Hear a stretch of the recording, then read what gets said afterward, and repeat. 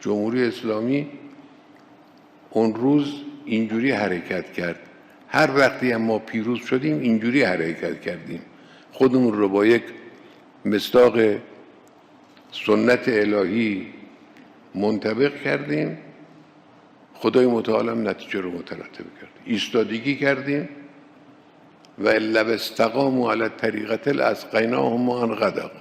به ایستید خدا شما رو سیرابتون میکنه، شما رو بی نیازتون میکنه.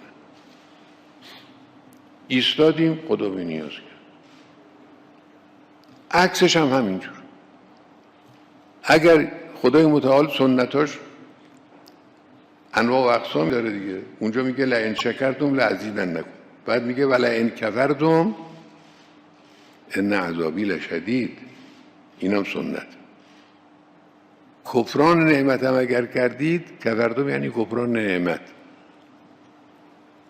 از نعمت استفاده نکردید، بد استفاده کردید، سوء استفاده کردید، اگر این کارا شد ان عذابی لشدید، اونم یه سنت الهی. اگر بر طبق اون موضوع خودمون رو قرار دادیم، اون نتیجه برش مترتب خواهد شد. یعنی هر دوتاش سنت الهی است. اون طرف قضیه هم همینجوره.